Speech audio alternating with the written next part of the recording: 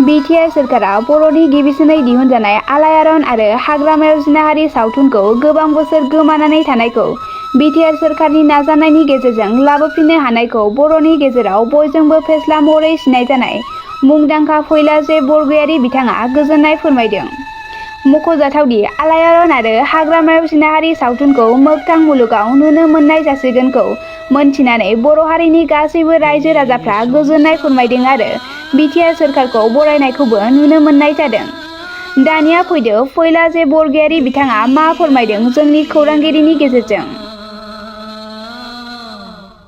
गिबियावनो गासैनिसिमबो आंनि गोसो गोरबोनि खुलुमनायखौ बावहरनाय जाबाय। ससियेल मिडियानि गेजेरजों नुनो मोनदों जे 1986 मायथाइयाव दिहुनजानाय बर'नि गिबिसिन फिसा फिल्म आलायारन, बे आलायारनखौ मुम्बाइनिफ्राय बड'लेण्डआव बावैसोनो लाबोफिनसिगोन। जाय सावथुना बेस्ट रिजनेल फिल्म एवार्डबो मोननो हादोंमोन। थारैनो बियो जोंनि थाखाय जोबोद गोजोनथावना बाथ्रा। बिथां जोंदाव बड'सा सार बिथाङा जोंनि बड' सिने आर्टिस्ट एस'सिएशननिबो सासे बोसोनगिरि।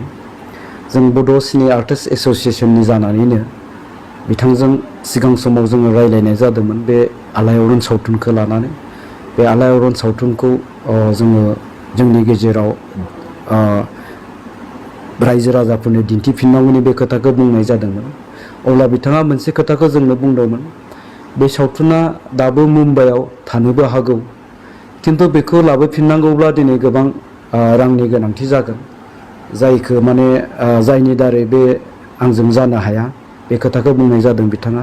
बे सरकारा निस्सय सापर्ट होयोब्ला बेखौ लाबोफिननो हानाय जागोन होननानै बिथाङा गोबां सिगाङावनो जोंनि सिगाङाव बुंनाय जादोंमोन।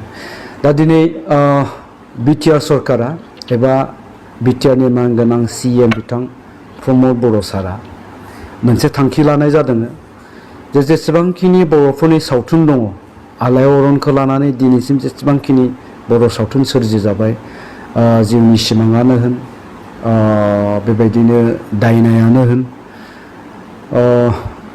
बेबायदिनो गोबां जिखिनि सावथुनफोर दङ बे सावथुनफोरखौ नागिरफिननानै दोनथुमनायनि बेबस्था खालामनांगौ।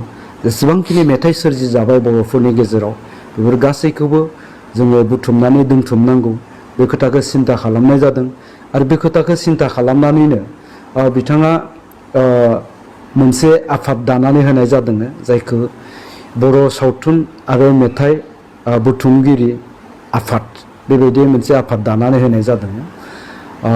बे आफादनि चेयारमेना जाहैबाय जोंनि बर' हारिमुनिनो सासे गागि हारिमु सिबियारि बिथां मानगोनां रहेन्द्रनाथ ब्रह्म सार, आरो कनभेनरा जाहैबाय मनेस्वर दैमारि आदा, एबसुनि बारग' बोसोनगिरि, आरो माखासे मेम्बार्सफोर दङ।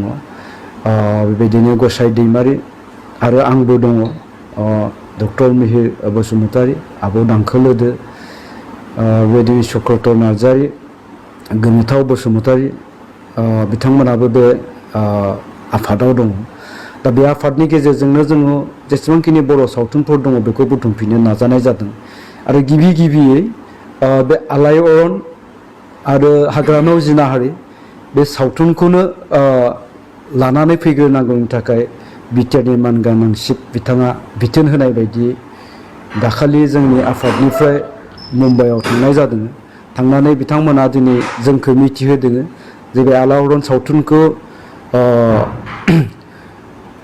एडलेब्स फिल्म्स प्राइभेट लिमिटेड बे मुम्बाइआव बेखौ मोनफिननो हाबाय होननानै बुंनाय जादों। गासै 11,30,000 रां होनानै बेखौ दिहुनफिननाय जाबाय होननानै जोंनिसिम मिथिहोनाय जादों। आरो बिनि उनावहाय दा नैबे सावथुनखौ दानि जि गोदान टेक्न'लजिनि गेजेरजों आपडेट खालामफिननानै बड'लेण्डआव लाबोफिननायनि बाथ्राखौ बिथांमोना बुंदों। बे जोंनि थाखाय जोबोद गोजोनथाव बाथ्रा। मानोना नैबे आलायारना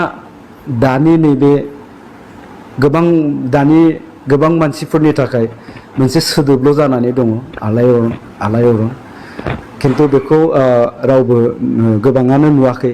दा बिथांमोना बे आलायारनखौ नायनो होननानै गोबां माने हांखुर जानानै दङमोन।